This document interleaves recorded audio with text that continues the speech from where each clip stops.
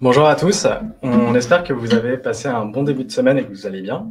On est très heureux aujourd'hui de pouvoir enfin vous parler d'IA générative pendant cette petite heure. Avant de démarrer, on va se présenter le temps que d'autres personnes nous rejoignent. Vas-y Romain. Bonjour à tous, moi c'est Romain, je suis Product Manager chez Tiga depuis maintenant 2 ans et récemment j'ai travaillé notamment chez YouSign et chez Aviv. Alors moi c'est Kevin, Product Manager également chez Tiga. Je suis actuellement en mission chez Aristide et on est tous les deux très investis sur des sujets liés à l'intelligence artificielle et c'est pourquoi aujourd'hui on va vous parler ensemble de comment bien prompter en tant que product. Pour introduire Tiga, on aide les entreprises à gagner en maturité produit via 4 activités.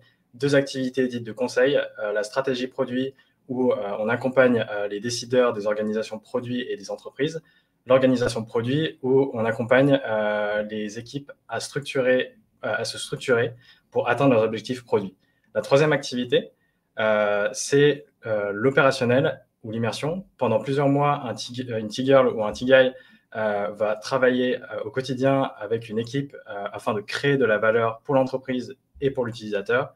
C'est mon cas actuellement. Et la formation, on dispose en fait de parcours complets pour accompagner votre carrière de Product Manager, Product Marketing Manager et Product Designer. L'idée aujourd'hui, c'est de voir comment on peut améliorer votre productivité en tant que product, comment créer de bons prompts avec des cas d'usage produits et voir les points d'intention lorsqu'on utilise ce type d'outils. Et donc, dans un premier temps, on va faire rapidement une intro sur l'IA générative, pourquoi l'utiliser, puis nous verrons les bonnes pratiques de prompting et comment nous, chez Tiga, on utilise l'IA générative. On vous montrera aussi 3 cas d'usage qui vous feront gagner pas mal de temps. On parlera de confidentialité et d'éthique. Si vous restez jusqu'à la fin, on a 2 petites surprises pour vous. Une grosse bibliothèque de prompts produits, j'en dis pas plus. Et bien sûr, on répondra aussi à vos questions à la fin. Pour commencer, juste pour prendre la température, répondez en commentaire simplement par oui ou non. Qui utilise l'IA générative au quotidien? Moi, personnellement, j'ai le réflexe d'utiliser ChatGPT ou DALL-E très régulièrement, mais vu que je démarre ma mission actuellement chez Aristide, je ne l'utilise pas encore tous les jours, mais je pense que ça viendra avec quand j'aurai ma petite routine dans ma mission. Et toi, Romain?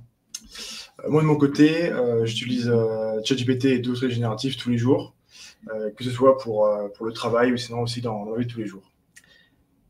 Ça roule. Alors, la plupart apparemment des gens, il y a une majorité de oui.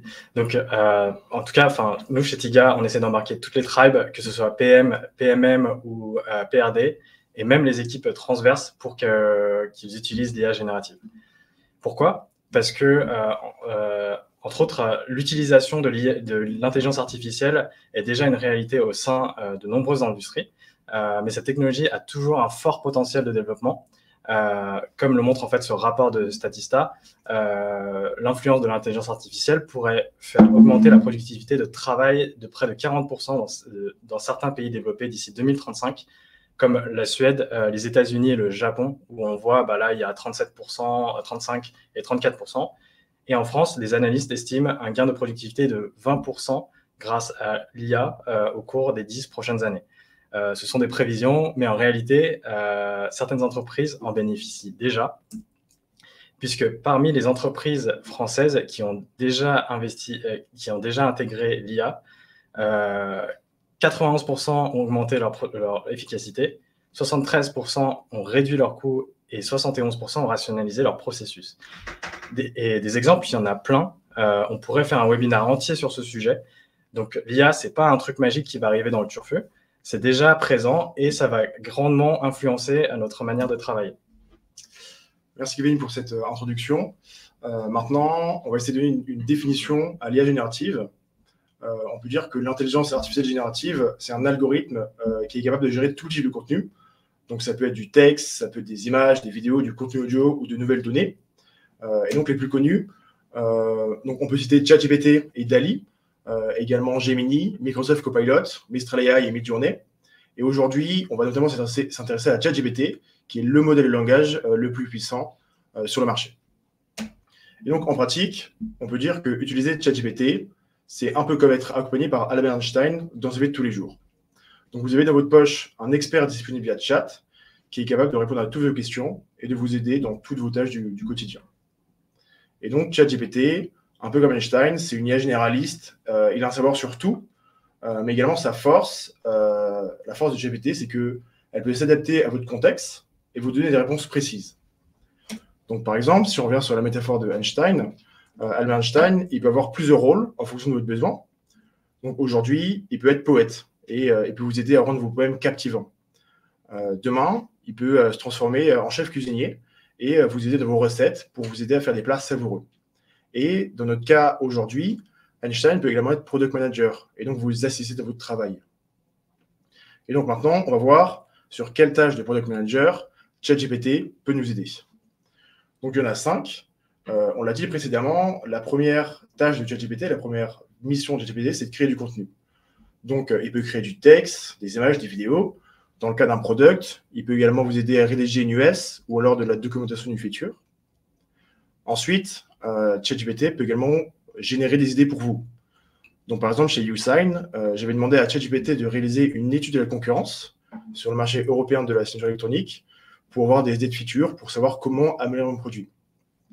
Ensuite, de manière très pragmatique, ChatGPT peut vous aider à mettre en forme un texte. Donc, par exemple, vous pouvez lui demander de résumer un texte, de le reformuler, de le traduire pour vos besoins de communication. Aussi, si vous faites de la recherche utilisateur, l'IA générative peut vous aider, par exemple, pour définir ou alors personnaliser vos personas. Ensuite, on le verra après dans un exemple, il peut vous aider à créer un guide d'entretien pour mener des entretiens utilisateurs. Enfin, si vous analysez des données, qu'elles soient quali ou quanti, l'IA peut vous permettre d'identifier des tendances dans vos données et de catégoriser des ressources utilisateurs. Et donc là, on a vu les 5 grands thèmes d'application produit et également beaucoup de tools produits comme par exemple Figma commencent déjà à intégrer des features d'IA et donc dans votre quotidien, vous serez amené à discuter avec l'IA et à travailler par l'IA très prochainement. Et donc là, on a vu sur quelles tâches ChatGPT peut vous faire gagner en productivité. On va voir maintenant comment lui parler. Donc en fait, je reviens là, on va parler de prompt. Donc le prompt, c'est très simple. C'est juste une instruction, une consigne que vous allez rédiger et envoyer à ChatGPT dans le but de donner une réponse. Et donc, on parle de prompt engineering. Le prompt engineering, c'est la discipline qui consiste à savoir rédiger des prompts efficaces. Donc, comment un prompt est efficace? En fait, si vous parlez à une IA de manière claire et précise, en lui donnant du contexte, elle va vous aider en vous apportant des réponses utiles. Et donc, maîtriser le prompt engineering, c'est selon moi une compétence clé d'un product manager, au même titre, par exemple, que la discovery. Et peut-être que demain, en entretien d'embauche, on vous demandera si vous savez prompter. Et donc, c'est important d'aller du contexte à l'IA, d'expliquer notre demande, et on va illustrer l'importance du contexte avec un exemple tout simple. Donc, on va prendre l'exemple de la recette d'une feature. Donc, on souhaite faire une recette d'une feature pour s'assurer que le développement effectué corresponde bien au comportement utilisateur écrit dans l'ES. Donc, si je ne donne pas de contexte, je demande à ChatGPT comment faire une recette. ChatGPT va comprendre la recette au sens premier du terme. Il va penser que je vais faire une recette de cuisine. Et donc, va me donner une réponse en conséquence. Mais en tant que product, ce n'est pas mon besoin. Moi, je vais faire la recette d'une feature. Et donc, je peux reposer la question à ChatGPT en précisant ma demande. Donc, je demande, avec du contexte, un tout petit peu, je suis product owner, comment faire une recette? Et donc là, en rajoutant un peu de contexte, ChatGPT comprend ma requête et me donne des instructions, me donne des recommandations pour faire cette recette. Donc maintenant qu'on a compris l'importance du contexte, Kevin va aller encore plus loin et va vous expliquer comment structurer vos prompts. Alors, chez Tiga, on vous propose ce template qui permettra d'améliorer vos prompts. Alors, contexte, la première étape, du coup, c'est le contexte. Tu es indiqué, par exemple, le métier, tu es product manager depuis 5 ans, donner des informations contextuelles, précises et anonymisées. Par exemple, un site e-commerce qui vend des chaussures. Décrire le persona aussi du produit. Par exemple, je suis un jeune actif qui n'a pas le temps et qui n'aime pas aller en magasin. La deuxième chose que vous pouvez donner pour cadrer votre prompt, c'est l'action. Donc, donner une action précise de livrable souhaité en utilisant un verbe d'action. Donc, par exemple, list génère du code, convertit, traduit, débug. Et la troisième chose, c'est le format, c'est-à-dire lui donner un cadre. Par exemple, si vous écrivez des user stories, vous pouvez lui dire de l'écrire avec la méthode invest, donc independent, negotiable, valuable, estimable, small et testable. Par exemple, vous pouvez aussi lui dire d'écrire sous la forme d'un tableau, ou si pour un entretien, vous pouvez aussi utiliser la méthode STAR, situation, tâche, action et résultat. Des templates, il en existe plein. Nous, vous prouvez celui-là parce qu'il a l'air simple. Si vous voulez voir d'autres templates, il y en a pas mal sur Internet qui sont facilement, vous pouvez trouver facilement. Et parfois, malgré avoir respecté en fait un bon template de prompt, il arrive que on n'obtienne pas le résultat souhaité. Et pour ça, c'est comme dans votre quotidien de product.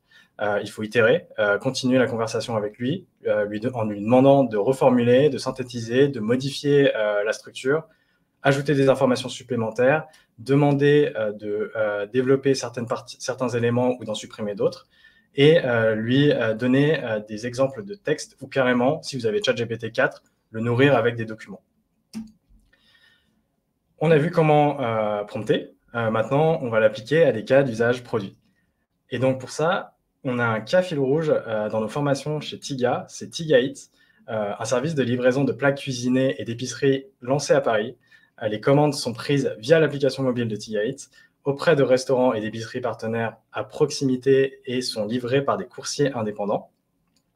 Et donc, notre objectif, c'est Tiga Eats souhaite lancer une nouvelle offre de livraison de plats gastronomiques de restaurants étoilés à Paris. Vous aimeriez savoir si les restaurants les utilisateurs actuels de Tiga Eats seraient intéressés en adressant un questionnaire.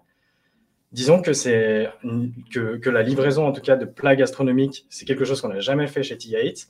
On n'a pas de product designer, on a besoin de dérisquer le sujet rapidement et d'avoir une première base. Du coup, on décide d'adresser un questionnaire à notre base d'utilisateurs.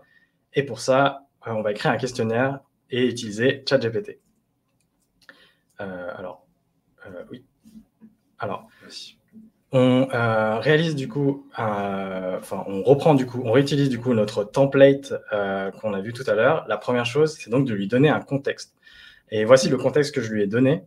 Agit en tant que product designer expérimenté chez Tiga Eats, un service de livraison de plats cuisinés et d'épicerie à Paris. Les commandes sont prises via l'application mobile auprès de restaurants et d'épiceries partenaires locaux et sont livrées par des coursiers indépendants. Tiga Eats envisage de lancer une offre de livraison de plats gastronomiques de restaurants étoilés à Paris. Pour le persona, l'utilisateur B2C de Tiga Eats est un particulier à Paris qui souhaite se faire livrer des plats cuisinés d'épicerie en utilisant l'application mobile. Il est peut-être un peu pas assez détaillé, mais on va le faire avec. Et pour la troisième partie, qui est donc l'action et le framework, donc je l'ai regroupé les deux, rédige un questionnaire, c'est notre action, de 5 questions courtes, c'est notre cadre qu'on lui donne, pour déterminer si l'utilisateur actuel de Tiga Eats serait intéressé par la livraison de plats gastronomiques de restaurants étoilés à Paris. Et enfin, et voilà, du coup, on a du coup notre résultat de ChatGPT, qui n'est pas très visible là, donc je vous ai remis au propre ici. ChatGPT nous sort bien donc 5 questions avec des réponses à choix multiples et simples. La première question concerne la fréquence de commande. À quelle fréquence commandez-vous des repas via Tiga Eats? La deuxième question concerne l'expérience gastronomique. Avez-vous déjà dîné dans des restaurants étoilés? Si oui, à quelle fréquence? La troisième question, donc, c'est l'intérêt pour la gastronomie à domicile.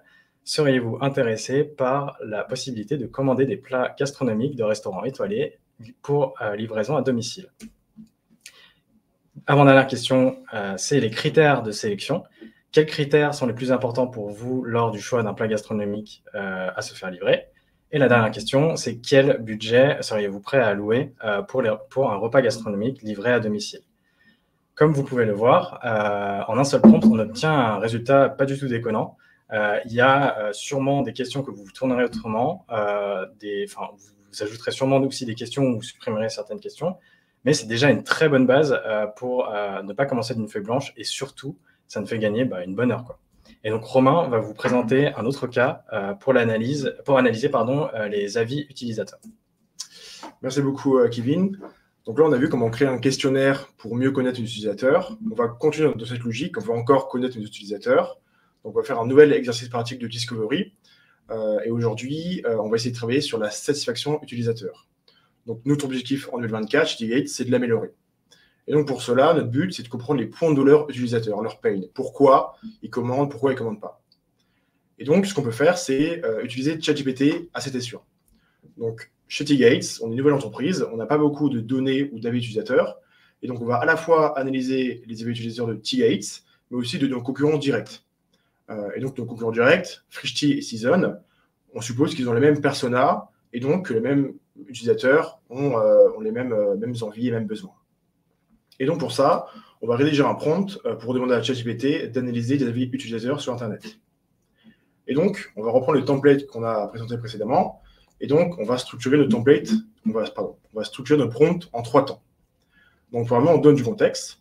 On demande à ChatGPT, agis en tant que product manager qui travaille chez T-Gates, un service de livraison de plats cuisinés et d'épicerie lancé à Paris. Tu souhaites comprendre les principaux points de douleur à adresser. Ensuite, on va formuler une action qu'on demande à ChatGPT d'accomplir. On va lui demander, analyse les avis utilisateurs de T-Gates et de nos principaux concurrents, Frishti et Season sur l'Apple Store et le Google Play Store sur les 6 derniers mois. Et enfin, on précise le format de la réponse attendue pour que ce que nous donne ChatGPT soit activable. On va lui demander, classifie dans l'ordre les 3 principaux points de douleur utilisateurs par entreprise et inclut à chaque fois une description et un verbatim.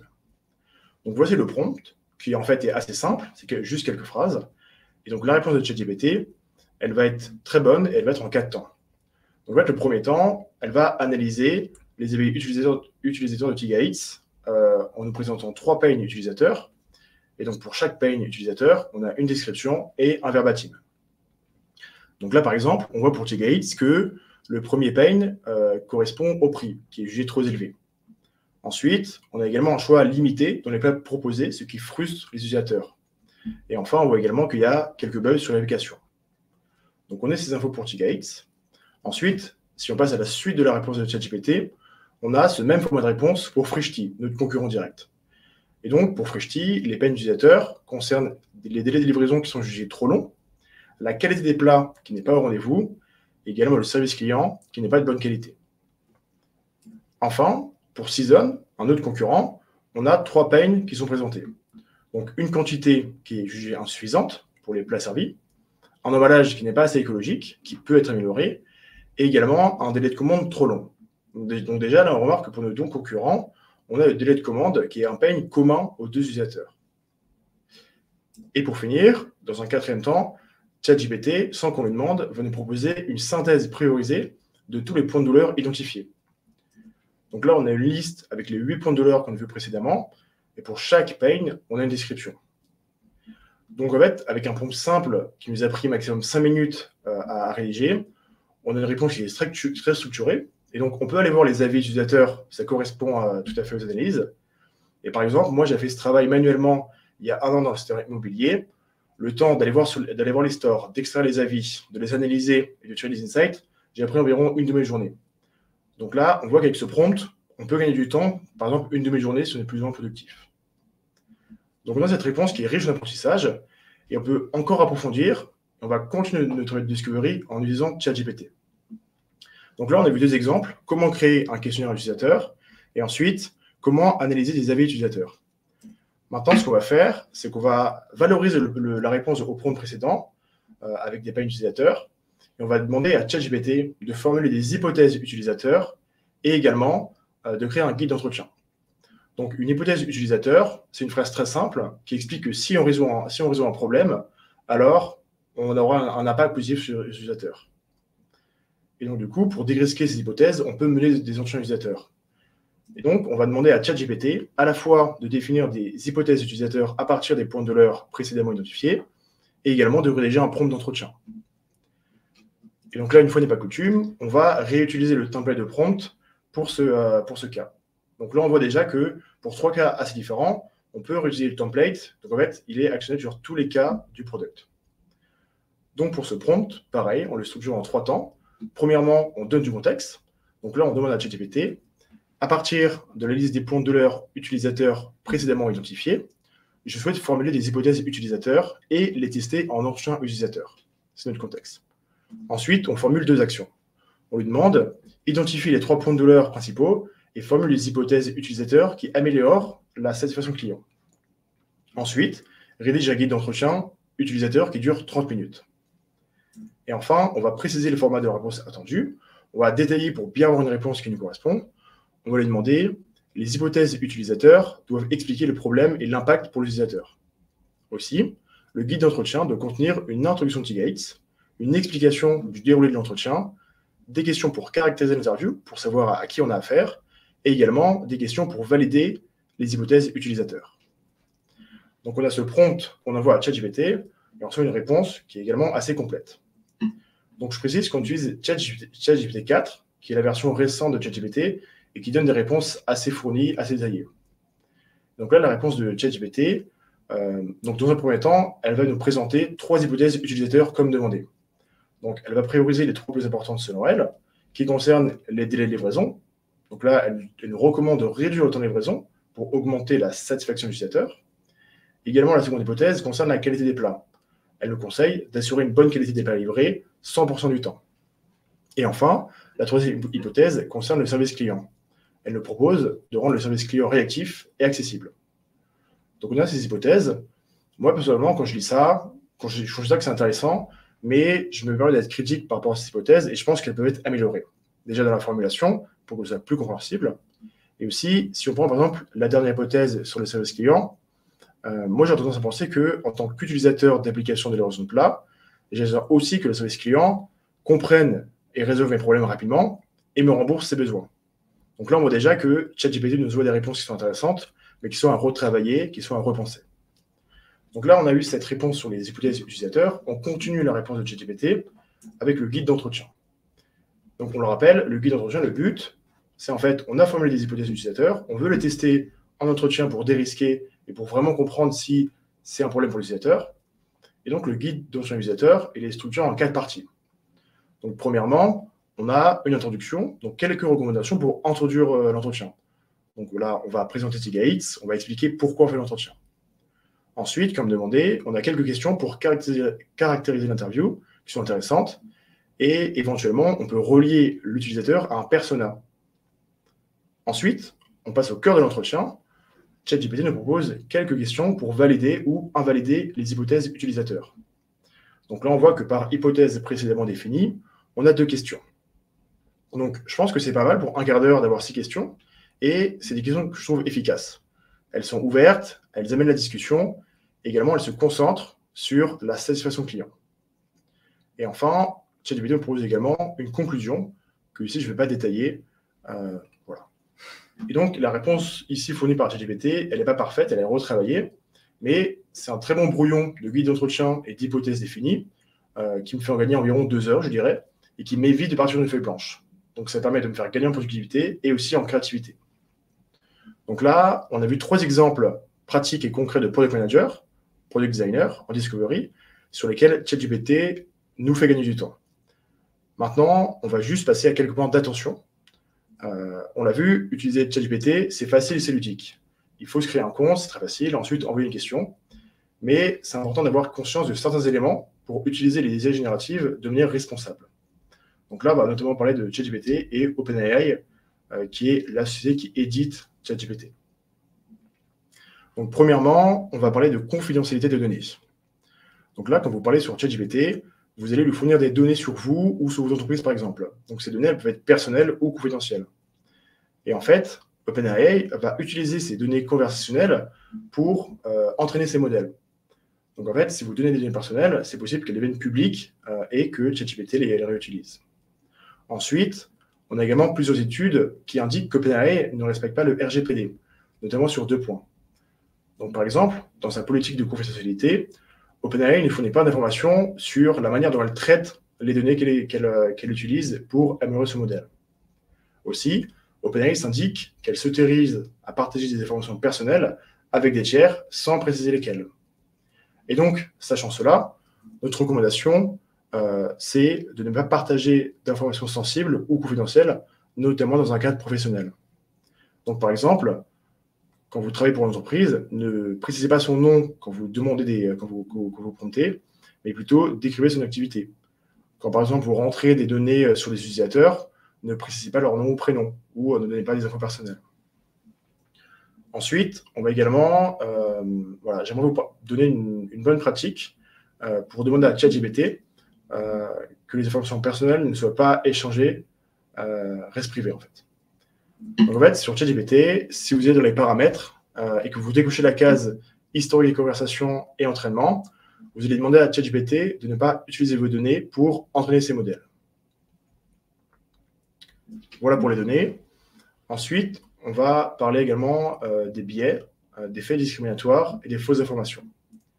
Il faut être conscient que utiliser ChatGPT, ça induit de rencontrer tout ça, donc notamment des faits discriminatoires, des biais. On l'a vu précédemment, en fait, ChatGPT va entraîner ces modèles en analysant vos données et également une très grande quantité de contenu disponible sur Internet. Et en fait, l'algorithme, également les sources de données, comme par exemple les pages Wikipédia, elles peuvent être biaisées, stéréotypées ou contenir de fausses informations. Également, il arrive parfois que ChatGPT invente totalement des réponses. Là, on dit que l'IA hallucine. Donc, c'est de moins en moins fréquent parce que le modèle s'améliore, mais ça existe. Donc, en fait, notre recommandation par rapport à ça, c'est vraiment d'être critique et de responsable envers les réponses que vous donne ChatGPT ou d'autres IA génératives. Donc là, par exemple, on a créé un guide d'entretien précédemment. C'est important vraiment de le relire et de l'améliorer de son côté.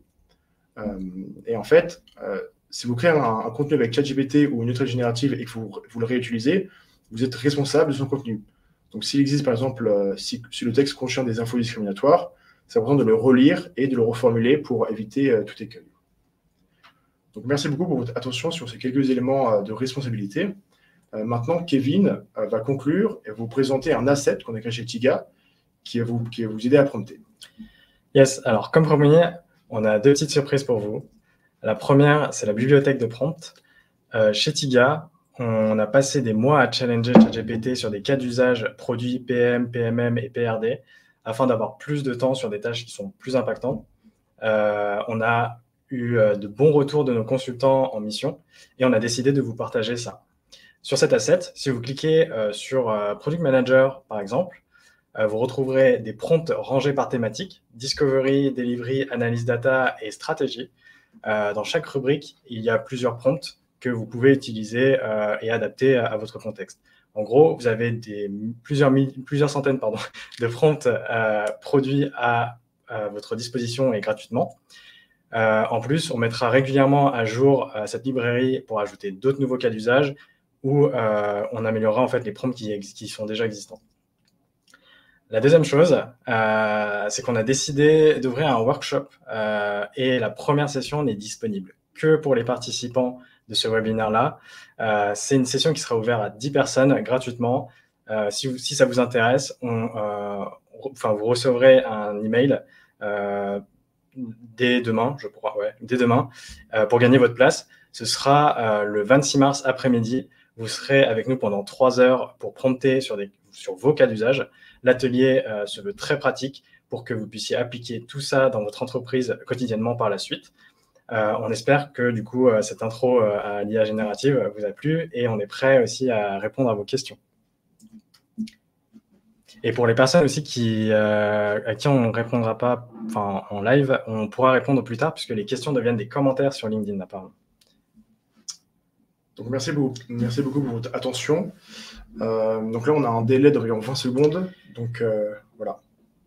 Alors, hop, je vais agrandir un petit peu, désolé.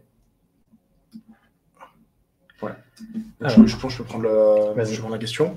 Donc, on a une question d'Amandine. J'avais lu que ChatGPT n'avait pas été entraîné sur des données récentes et qu'il était donc non recommandé pour l'utiliser pour de l'étude de concurrence, car il n'était plus à jour. Qu'en pensez-vous? Alors, tout à fait. En fait, ChatGPT ou d'autres IA génératives, en fait, elles ont un savoir qui est fixé à une date précise. En fait, par exemple, la version de ChatGPT aujourd'hui, elle va prendre des données qui proviennent, par exemple, de début janvier 2024. Et donc, ce seront des données qui ne seront plus à jour forcément. Et en fait, on peut quand même générer des idées grâce à une étude de concurrence pour ça. Mais bien sûr, il faut comprendre que ChatGPT a un savoir qui est défini à une période T et ne prend pas en compte forcément les actualités.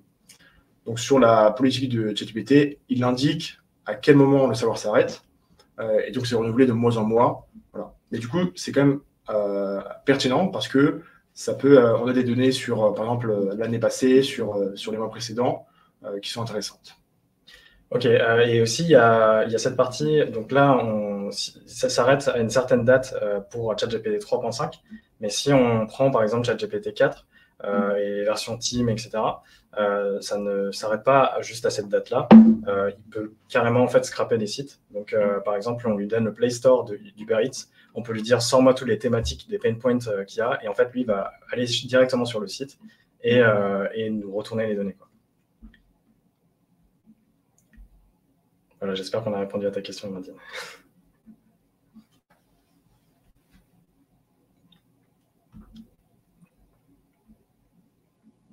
Je vais prendre la question également. Ouais.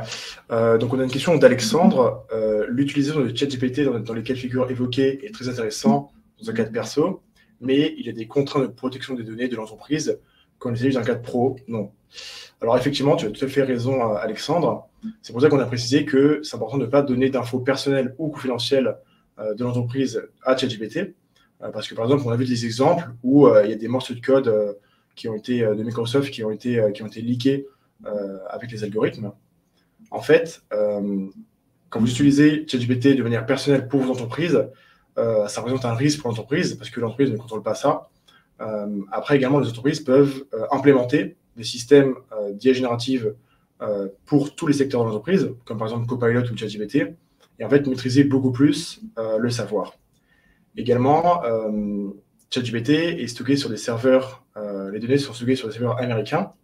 Et en fait, si l'entreprise utilise une solution open source et stocke les données sur les serveurs, alors il y a moins de risques dans un cadre professionnel. Mais donc notre recommandation, c'est vraiment, dans un cadre professionnel, de ne pas donner d'infos personnelles ou d'infos de l'entreprise aux IA génératives.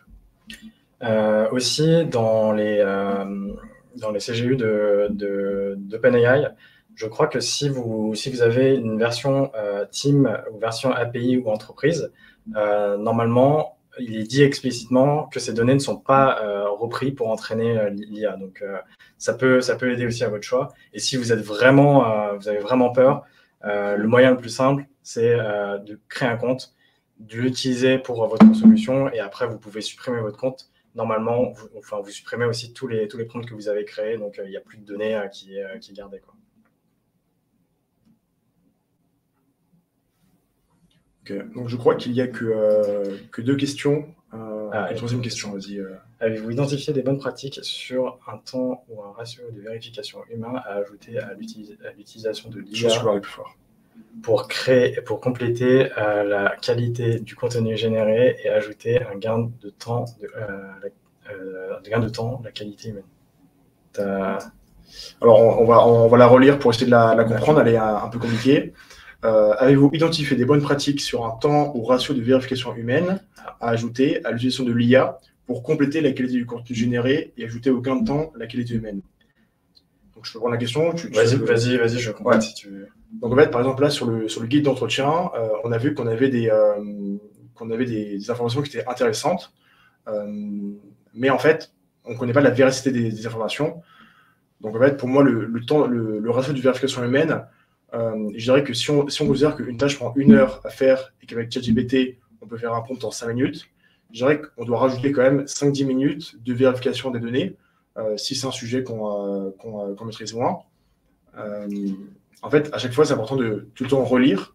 Donc, normalement, il n'y a pas de faute d'orthographe, il n'y a pas de faute de syntaxe ou quoi, mais c'est plutôt sur la véracité des données et sur les hallucinations.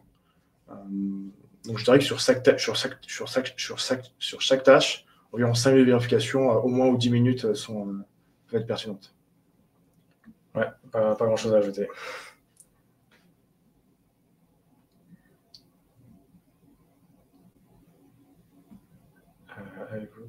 Vas-y, lis les questions. Alors, avez-vous des GPT à recommander pour les cas d'usage précédents? Avez-vous pour ambition de créer un GPT pour les Tigers pour un wiki de best practice en interne? Tu prends ou je prends? Vas-y. Alors, pour la première question, avez-vous des GPT recommandés pour des cas d'usage présentés?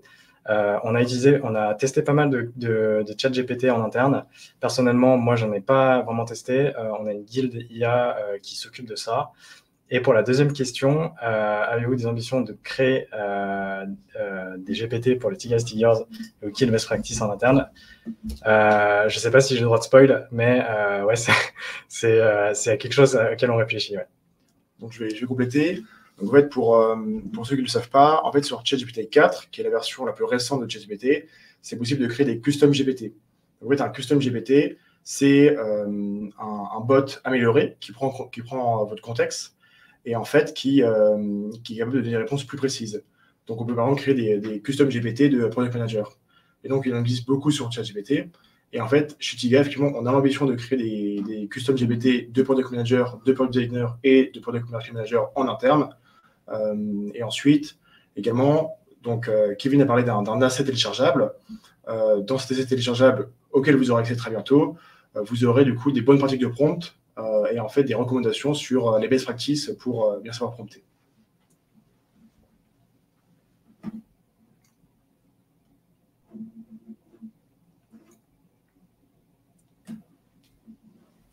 Vas-y, je te laisse. Donc on a une dernière question de la part d'Alexandre. Nous utilisons actuellement ChatGPT 4, mais pour des raisons de confidentialité, nous orientons de plus en plus vers Mistral. Qu'en pensez-vous? Nous allons créer un système de traitement automatique. Donc pour donner un peu de contexte, ChatGPT 4, c'est édité par OpenAI, une entreprise américaine, et Mistral AI est une entreprise française qui également développe des IA génératives. Donc je pense que pour cette question-là, chez Tiga, on n'a pas l'expertise nécessaire pour vraiment vous orienter et vous conseiller. Mais en fait, d'après ma connaissance, Mistral AI propose des solutions qui sont open source et en fait que vous pouvez stocker sur vos serveurs. Très performant. En fait, en termes de confidentialité, ça peut être mieux. Et également, Mistral AI a développé des algorithmes qui sont très performants et fait des partenariats avec Microsoft. Donc ça montre la force de ça. Mais donc, Alexandre, si vous faites ça dans votre entreprise, nous, ça nous intéresserait d'avoir un retour d'expérience. Voilà. Yes, Mistral AI en tout cas est très performant. Ça vous prend du coup plus de temps pour justement le configurer que ChatGPT 4, j'imagine. Mais ouais, on n'a pas vraiment de remarques dessus. C'est très bien aussi. Donc, j'ajoute également que sur Mistral AI, également, il y a une feature qui permet en fait de connecter toute votre documentation, toute votre base de données, tout vos savoirs d'entreprise à l'IA générative. Et donc, en fait, ça fait gagner du temps. On peut, en tant qu'employé, accéder à des ressources très facilement. Donc, ça peut être une très bonne solution. Donc, c'est la dernière question du webinaire. On espère que ce webinaire vous a plu, vous a intéressé, vous a donné envie de prompter. On vous remercie pour votre participation. Et donc, vous avez posé beaucoup de questions en commentaire sur LinkedIn ou sur StreamYard. On prendra le temps cet après-midi de répondre en commentaire à vos questions. Merci à vous. Voilà, et bonne journée et un bon appétit. Bon appétit. Merci beaucoup.